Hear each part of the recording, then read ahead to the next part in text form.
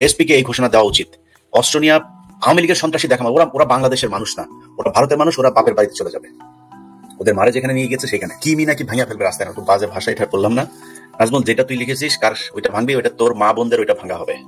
আসিস, আসতে বলিস তোর লোকজনে, তোর বাপ ভাই বোন যা রেখে গেছিস দেশে, সেই লোকগুলি কালকে রাস্তায় নেমে আসবে, সেটার চামড়া উড়ে ফেলবে তোরা। আসতে বলিস। তোদেরকে এই ধরনের কর্মসূচি কে দিতে বলে আমি জানি না, প্রতিটা কর্মসূচিতে তোদের ড্যামেজ হবে। এখন এই যে নতুন করে তোদের নির্বাচনে আনা টানা যা যা কথাবার্তা হচ্ছিল না, এখানে তোরা শেষ পেরে একটা ঢুকাইলি। অবশ্যই ভয় পেয়েছে আওয়ামী লীগের মাদার বোর্ডেরা, তোদের অবশ্যই ভয় পাই। তোরা তো সেই দল রাজনৈতিক প্রতিহিংসার কারণে 45,000 মানুষকে খুন করে ফেলছিস। একটা স্বাধীন একটা দেশের, সদ্য স্বাধীন একটা দেশে, একটা দেশের ভেতরে একজন আলেম শুধুমাত্র ধর্ম প্রচারের কারণে তার ঘরের ছোট 6 মাসের বাচ্চা সহ ঘরের ভেতরে ঢুকিয়ে তোরা বোমা মেরে ফেলেছিস। তোদেরকে ভয় পাওয়ার অনেক কারণ আছে। গান পাউডার দিয়ে মানুষ মেরেছিস, ছোট ছোট বাচ্চারা রাস্তায় নেমে এসেছিল সড়ক আন্দোলনে, কোটা সংস্কার আন্দোলনে, তাদেরকে পিটিয়ে যেভাবে রক্তাক্ত করেছিস, সবশেষ তাদেরকে হত্যা করেছিস। 2400 2400 মানুষকে তোরা হত্যা করেছিস। তোদেরকে ভয় পাওয়ার অনেক কারণ আছে, ব্যাপক হিংস্র তোরা। কিন্তু তোরা কখনো সামনাসামনি এসে তারপরে দাঁড়ানোর এই সাহস তোদের কখনই হয় নাই, এখনো নাই। তোদের যদি মিনিমাম কোনো লজ্জা শরম কিছু থাকতো, অন্তত মানে কম যদি একজোট তোরা মানুষের সামনে মুখ দেখাইতিস না। এইভাবে মানুষ যায় রে, এইভাবে কোনোদিন মানুষ যায়, এমনে পলায় যায় মানুষকেও। কয়েক ঘন্টার মধ্যে পুরো বাংলাদেশ শূন্য করে দিলে তোরা। এরকম এক পলাতক দল আবার হুঙ্কার দিস বিদেশে বসা, আমাদেরকে বলতে আমাকে পলাতে বেটা আমরা পলাতক রে। কলারের ধৈরা তোদের আওয়ামী লীগের যুবলীগের লোকজনের কলারের ধৈরা ভোট কেন্দ্রের মধ্যে আমি একা, হাতে পিস্তলও ছিল না, গানও ছিল না, কিছুই ছিল না, একা থাপড়াইছি। ওটা তো ক্যামেরায় নাই, ঘুষাইছি, যা লাথি মাঝে পেছনে ভোগের মধ্যে লাথি দিছি, বাইরে আনতে। কালকে মাঠে নামবি, রাস্তায় আসবি, এত সাহস তোদের।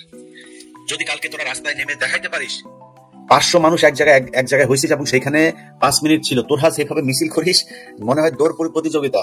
ওইখানে ওই যে ওসান বোল্ট আছে না, ওসান বোল্টের যদি নাকি তোদের সাথে দাঁড় করায় দেওয়া যায়, 100 মিটারের দৌড়ে তোদের সাথে পারবে না।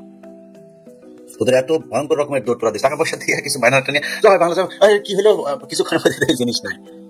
এই হচ্ছে তোদের অবস্থা। এখন তোদেরকে পরামর্শ দিয়ে গেছে, তোদের কাছে পরামর্শ হলো যা করছিস স্বীকার কর। এটা তোদের দিয়ে জীবনে সম্ভব না, কারণ তোদের ভেতরে তোদের মস্তিষ্ক, তোদের চিন্তা ভাবনা যা কিছু আছে, এর সাথে পৃথিবীর কোনো মনুষ্য সমাজের কারোর চিন্তা ভাবনা মিলবে না। আওয়ামী লীগের জন্য 13 তারিখের বাম্বু মোবারক থাকলো, কালকে ঈদ মোবারক লাইভ হবে। ডক্টর মোহাম্মদ ইউনূস স্যার আমার মনে হয় গত 15 মাস আগে এরকম একটা জাল পাচ্ছে একটা সাইডে, আর 3 সাইড থেকে পোলাপান লাগাই দিছে, এক সাইড খোলা রাখছে, মানে জাল আছে এখানে, আর 3 সাইড থেকে পোলাপান লাগাই দিছে চিলড্রেন পার্টিকে, যে তোরা হুড় করতে থাক, এদিক থেকে দৌড়া ওদিক থেকে দৌড়া, দেখবি ওই খালি মনে কইরা ওই রাস্তা দিয়েই যাবে আর ওই জালে আটকা করবে। ঠিকই এখন সব জালে আটকা করছে ভাই। হ্যাঁ, এখন ওইখান থেকে বাইছাবাই করবে উনি, কোনটাকে ধরবে আর কোনটাকে ছাড়বে। পুরানা মাল নতুন বদলে ঢুকাইয়া খাওয়াইবেন।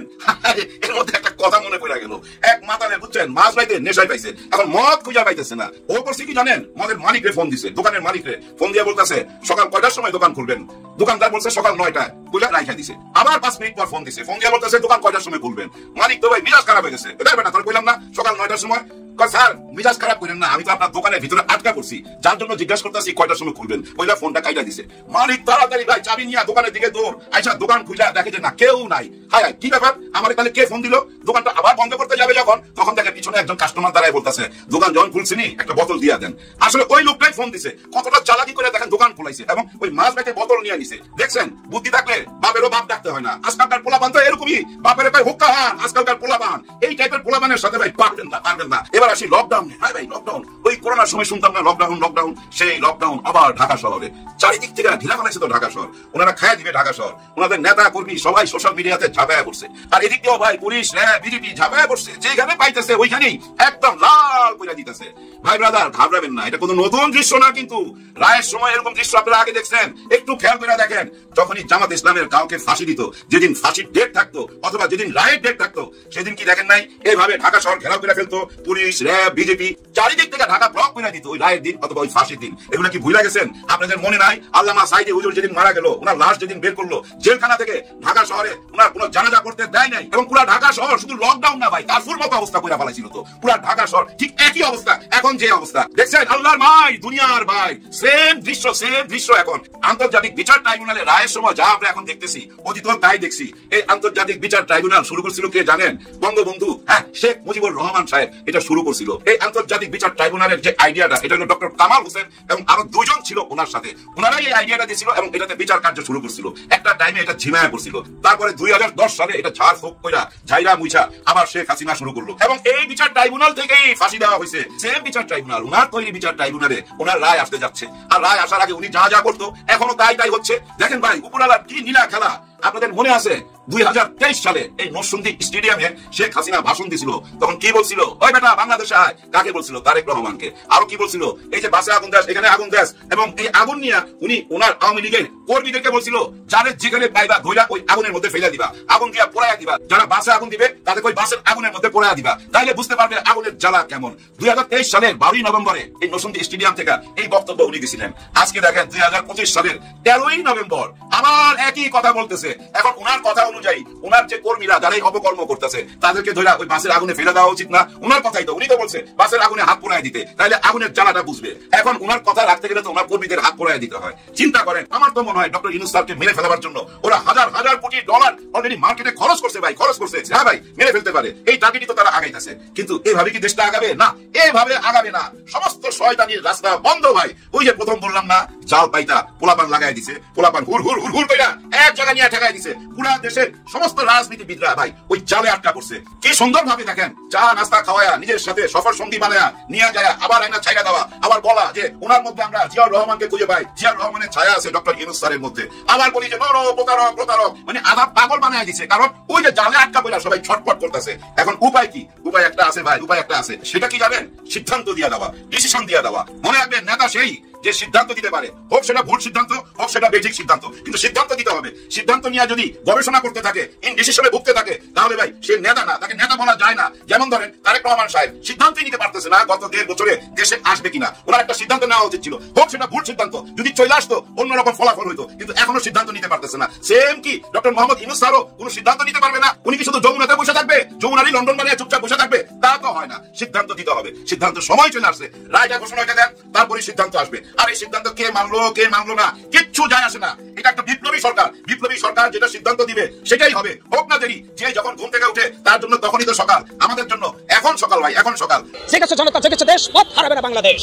আপনারা জানেন আগামীকাল 13ই নভেম্বর ইতিহাসের সর্বনিকৃষ্ট সাইকোপ্যাথ খুনি হাসিনা দিল্লির সিংহাসন থেকে যে লকডাউনের ঘোষণা দিয়েছে, সমগ্র বাংলার মুক্তিকামী জনতা এই লকডাউনকে কিনে বেড়ে প্রত্যাখ্যান করেছে। আপনারা জানেন 5 আগস্ট খুনি হাসিনা রাজধানী ঢাকা থেকে সমগ্র বাংলাদেশের প্রতিটি রাজপথকে ছাত্র জনতার লাশের স্তূপ বানিয়ে বাগড়া বানিয়ে দিল্লিতে পালিয়ে গেছে শেখ পরিবারকে সাথে নিয়ে। আজকে শেখ হাসিনার লকডাউনের ঘোষণা শুনে ঘুরেও আসে। আমি বলতে চাই, আওয়ামী লীগ, ছাত্রলীগ, যুবলীগ যারা করেন, আপনারা শেখ হাসিনাকে নেতৃত্ব থেকে ম্যানেজ করেন, তারপরে আপনারা রাজনীতি করতে পারবেন কি পারবেন না এদেশের জনগণ সিদ্ধান্ত নেবে। আমি বলতে চাই, সমগ্র বাংলাদেশে আজকে এখন সন্ত্রাসের একটা অবহেলা দেখা যাচ্ছে। এর কারণ হচ্ছে শেখ হাসিনা এবং শেখ পরিবার, তারা কোটি কোটি টাকা এই দেশ থেকে দুর্নীতির মাধ্যমে লপাট করে বিভিন্ন বারাতের সন্ত্রাসীকে টাকায় কিনে তারা সুরাগুপ্ত ভাবে আগুন সন্ত্রাস সৃষ্টি করে জনগণের ভিতরে একটি আতঙ্ক বিরাজ করছে। ইনশাআল্লাহ আগামীকাল 13ই নভেম্বর ঢাকার প্রতিটি অলি গলি থাকবে করে। রক্ত যখন দিয়েছি, রক্ত আরো দেবো। শেখ হাসিনার শেষ ফ্যাসিজমের শিকড় এই বাংলার জমিন থেকে আমরা জনগণ চিরতরে উৎখাত করবো বলে বিশ্বাস করি সাধারণ জনগণ। প্রিয় দেশবাসী, আপনারা জানেন শেখ হাসিনার হাতে রক্তের দাগ, শেখ হাসিনার হাতে এদেশের গণতন্ত্র হত্যা হয়েছে। শেখ হাসিনা গণতন্ত্রের মুখোশ পরে বাংলাদেশকে স্বৈরাচারের সিংহাসন বানিয়ে ফেলেছিল। তাই আমি সমগ্র বাংলাদেশের জনগণের পক্ষ থেকে বলছি, শেখ হাসিনাকে ঘৃণা করা আমাদের ইমানি দায়িত্ব। নজিরবিহীন ঘোষণা, অকল্পনীয় ঘোষণা। ডক্টর ইউনূস সরকারের কাছে দাবি আদায় করতে যমুনার সামনে অনির্দিষ্টকালের অবস্থান কর্মসূচি। কি ঘটবে জানেন? আওয়ামী লীগ নিষিদ্ধ, এটা করতে যেরকম বাধ্য হয়েছিল সরকার, জুলাই সনদ বাস্তবায়ন সহ 5 দফা দাবি আদায়ে সরকারকে বাধ্য করবে জামাত চরমনাই, সামনে এনসিপি ওখানে যোগ দিবে। এটা হতে পারে একটা বিষয়, যদি এরকম হয় ভালো। যেটা ইউনূস নিজেই বলেছেন যে আপনারা আন্দোলন করেন, এমন পরিস্থিতি তৈরি করেন আওয়ামী লীগ নিষিদ্ধের মতো, যাতে আমি বাধ্য হই আপনাদের দাবি মেনে নিতে। যদি এরকম হয়ে থাকে, আওয়ামী লীগ নিষিদ্ধের ক্ষেত্রে এরকম হয়েছিল বলে অনেকে বলেন, এবং এনসিপি শেষের দিকে সেখানে খেলবে, তাহলে অসাধারণ ঘটনা ঘটবে। এবং এটা হওয়া প্রয়োজন। ইউনূসের আন্তরিকতা থাকা বা ইউনূসকে চাপ দিয়ে ইউনূসের মাধ্যমে এটা করা, এই প্রত্যাশা ইউনূস নিজে করুক, এটা ইউনূসের জন্য ওয়াজিব। কেন? ইউনূসের ফাঁসি চাই বিএনপি। আপনি জানেন না জুলাই সনদের আইনি ভিত্তি এবং নির্বাচনের আগেই যদি গণভোট না হয়, নির্বাচনের আগেই গণভোটের মাধ্যমে জুলাই সনদের আইনি ভিত্তি নিশ্চিত না হলে, জুলাই বিপ্লবের আইনি বৈধতা না পেলে ডক্টর ইউনূসের ফাঁসি হবে, সব উপদেষ্টাদের ফাঁসি হবে, সাদিক ক্যাম্প থেকে শুরু করে সব বিপ্লবীদের ফাঁসি হবে। অতএব জামাত চরমনাই কেন এত সিরিয়াস বলেন? এই যে যমুনার সামনে অনির্দিষ্টকালের জন্য অবস্থান করতে চায়, এর মানে ডু অর ডাই, পিছ হওয়ার কোনো সুযোগ নেই। কেন? আরে বিএনপি যেটা করতে চায়, তো সব জুলাই বিপ্লবীদের ফাঁসি হবে। এখন বিএনপি তো জুলাইয়ের সাথে সরাসরি জড়িত ছিল না, এটা তো তারা নিজেরাই ঘোষণা দিয়ে রেখেছে। অর্থাৎ জুলাই বিপ্লবীদের ফাঁসি হলে কি হয়েছে? ইউনূস সব উপদেষ্টাদের ফাঁসি হবে। এবং জামাত সরাসরি জুলাই বিপ্লব ক্লেম করে, শিবিরের ছেলেরা এটা ঘটিয়েছে ক্লেম করে। আদের সাদিক কেন্দ্রের তো ফাঁসির দড়ি থেকে বাঁচাতে হবে, যার ফলে জামাত এখন অনির্দিষ্টকালের অবস্থান কর্মসূচি ঘোষণা করছে। ইউনূস জামাত মিলে যেহেতু ইউনূসকে বাঁচতে হবে ফাঁসি দড়ি থেকে, এই জন্য ইউনূসকে এটা করতে হবে। ইউনূসের প্রত্যাশা করা উচিত জামাত লক্ষ লক্ষ লোক নিয়ে যমুনার সামনে অবস্থান করে আমাদেরকে বাধ্য করুক। আর বিএনপি কি করবে? এর পাল্টা জামাতকে যমুনার সামনে থেকে ধাওয়াতে মাঠে নামবে, নামুক, আসুক, দেখি কি পারে। মজা না? জমছে না খেলা? অনেক সুন্দর। এবার যমুনার সামনে অবস্থান কর্মসূচি ঘোষণা 8 দলে সংবাদ সম্মেলন করে। এটা চুয়াত্তর ঘোষণা, নজিরবিহীন ঘোষণা, অকল্পনীয় ঘোষণা, কেউ কল্পনা করেনি। তাহলে ফলাফল কি? ওই যেভাবে আওয়ামী লীগ নিষিদ্ধ, এটা ইউনূস চাইনি কিন্তু বাধ্য হয়েছিল, নিষিদ্ধ নিয়ে ঘরে ফিরেছিলাম আমরা, এরকম এটা হবে। আগামী 16 নভেম্বর মধ্যে 5 দফা দাবি না মানলে প্রধান উপদেষ্টা লাইনটা খেয়াল করেন, অনির্দিষ্টকালের জন্য অবস্থান কর্মসূচি। এর মানে অকল্পনীয় বিষয় ছিল। লাগাতার অবস্থান, হাতা বালিশ নিয়ে অবস্থান। বাহির থেকে আমরা ওখানে যারা অবস্থান করবে তাদের জন্য পানির ব্যবস্থা করব, তাদের জন্য বিরিয়ানির ব্যবস্থা করব। আপনারা বসেন ওখানে, রাতে যারা থাকবেন তাদের খাওয়ার ব্যবস্থা করব। অনির্দিষ্টকালে কোনো নড়াচড়া নাই। যমুনার সামনে পুলিশ বাধা দিলে বাধা উপেক্ষা করে সেখানে বসা হবে। জুলাই বিপ্লবীদের ফাঁসির দড়ি আমরা কিছুতেই আগিয়ে দিতে পারি না। এই আন্দোলন কিসের আন্দোলন? জুলাই বিপ্লবীদের যেন ফাঁসি না হয় সেটা প্রতিরোধের আন্দোলন। যারা এর বিরোধিতা করবে তারা ইউনূস সহ জুলাই বিপ্লবীদের ফাঁসি চায়। বিষয়টা জনগণকে জানিয়ে দেন, বুঝিয়ে দেন। এই জন্য ইউনূসের এই কর্মসূচিতে সায় থাকার কথা। কর্মসূচি ঘোষণা করেন তারা। আর বিএনপি কোনো কর্মসূচি নাই, কারণ জনগণের বিরুদ্ধে, জুলাই বিপ্লবের বিরুদ্ধে কর্মসূচি দেওয়া যায়? দেন না, সাহস থাকলে একটু মাঠে কর্মসূচি দেন, দেখি কি পারে। সবচেয়ে ভালো লেগেছে হুম্মাম খাদের চৌধুরীর একটা পোস্ট। সে বলেছে, আমি এই ভোট চোর এবং জানোয়ারদের ভোট চাই না, আমি আওয়ামী লীগের ভোট চাই না, এটা আমার ফেল করলে আমি ফেল করবো, আমাকে যেন তারা ভোট না দেয়, তারা যেন জামায়াত ইসলামকে ভোট দেয়। এই দুঃসাহস দেখানোর ক্ষমতা শুধুমাত্র টাইগারের, মানে যারা মানে আপনার টাইগার কাপসই সম্ভব, টাইগারের বাচ্চা টাইগার, মানে বাঘের বাচ্চা বাঘ, সেই এটা মানে বলতে পারে। সাধারণ কেউ এটা বলতে পারবে না। বলেছে যে আমার আওয়ামী লীগের ভোট নাই। এই কথাগুলো যদি আজকে বিএনপি জামাতের পক্ষ থেকে ডাইরেক্টলি আসতো, আমরা এগুলো আগুন সন্ত্রাস দেখতে পারতাম না। 17 বছর যারা দেশটাকে জিম্মি করে রেখেছিল, আজকে দেশ যখন ঘুরে দাঁড়াচ্ছে, রাজনৈতিক গণতন্ত্র, মানুষের ভোটের অধিকার ফেরত এসে মানুষ একটা স্টেবল সিস্টেমের দিকে যাচ্ছে, সবাই মিলে চেষ্টা, মানে বাংলাদেশের মানুষ মিলে সেই জায়গাতে তাদের এই কর্মকাণ্ড, শুধুমাত্র আমি যদি কাউকে দায়ী করে থাকি তাহলে জামায়াত এবং বিএনপির ব্যর্থ রাজনৈতিক ব্যবস্থা, দূষিত মন মানসিকতা এবং দেশপ্রেমহীন রাজনৈতিক সাইকোলজি বা মেন্টালিটিকেই আমি দোষবো। আমি মনে করি আওয়ামী লীগের এই মতে শূন্যের উপর বসবাস, সরকার করবে না, কিছু হবে না, কোনো জিনিস তাদের দখলে নাই। তাদের দুঃসাহসটার একমাত্র এই সাহস যোগানদাতা বিএনপি এবং জামায়াতের কিছু নেতৃবৃন্দ আর আপনাদের অনেকের রাজনীতি। আপনারা 17 বছর লাঠিগুতা খেয়েছেন, জেল জুলুম, নির্যাতন, খুন গুমের শিকার হয়েছেন, শিক্ষা নিতে পারলেন না আপনারা এখন পর্যন্ত। এটা হলো সবচেয়ে দুঃখের বিষয়, এবং এটা শুধু দুঃখের বিষয় না, রীতিমতো ভয়ঙ্কর এবং আতঙ্কের বিষয়। কারণ এই রাজনীতিবিদরাই তো আগামীতে দেশ চালাবে। তাহলে বাংলাদেশে কি আসলে মানে এই 22 কোটি বা 17 কোটি, 18 কোটি, 20 কোটি, 22 কোটি যাই বলেন, এই মানুষগুলোর মুক্তি আসলে মানে কিভাবে আসবে? দিস ইজ দ্য বিগেস্ট, আমি যদি বলি যে মানে concern for entire national leadership general, মানে তারা এত কিছুর পরেও তাদের মধ্যে বিন্দু মাত্র কোন ধরনের মানে আমি যদি সমালোচনা বা আত্ম উপলব্ধি হয় নাই যে কাকে নিয়ে রাজনীতি করা যাবে, কাকে সুযোগ দেওয়া যাবে না, কাকে সুযোগ দেওয়া যাবে। বরং এটা আপনারা এখন বসে এই সময়ে, যখন 13 তারিখ, আমি আবার বলছি, আওয়ামী লীগের কোনো কিছু নাই, শুধু আছে কিছু টাকা। এই যে বাংলাদেশের গরিব টাকা লুট এই যে টুকাই পাগল বানিয়ে তাকে দুইটা মানে এই ককটেল দিয়ে সেরেছে মাঠে, মানে এই অবস্থা হলো, দুইটা মারলো, তারা এটা মনে করে তার আন্দোলন। এই দুঃসাহসটা দেখানোর সুযোগ কারা দেখিয়েছে? আপনারা যারা রাজনীতিবিদরা, অপদার্থ যারা আছেন, অপদার্থ এবং চরম দেশ বিরোধী ডিসফাংশনাল মানে অপরাজনীতি যে আপনাদের যে সত্যিকার অর্থে রাজনীতির রয়েতার কাছে নাই, সেটা আপনারা প্রমাণ করেছেন এই কয়েকদিনে। এবং দ্যাটস হোয়াট ইট ইজ। দুঃখ লাগে যে এই বাংলাদেশটা মুক্ত হয়েছিল অনেক প্রাণের বিনিময়ে, রক্তের বিনিময়ে এই দেশটাকে স্বাধীন করা হয়েছিল। আবার আমি এটাকে অবশ্যই দ্বিতীয় স্বাধীনতা বলি। এটাকে যদি কেউ দ্বিতীয় স্বাধীনতা মানতে না পারে, তাকে বলবেন সেজন্য বাংলাদেশ ছেড়ে চলে যায়, তাকে বলবেন তার বাংলাদেশে থাকার কোনো অধিকার নেই। এটা ক্লিয়ারলি এবং লাউডলি বলতে চাই, এটা বলবেন সবাই।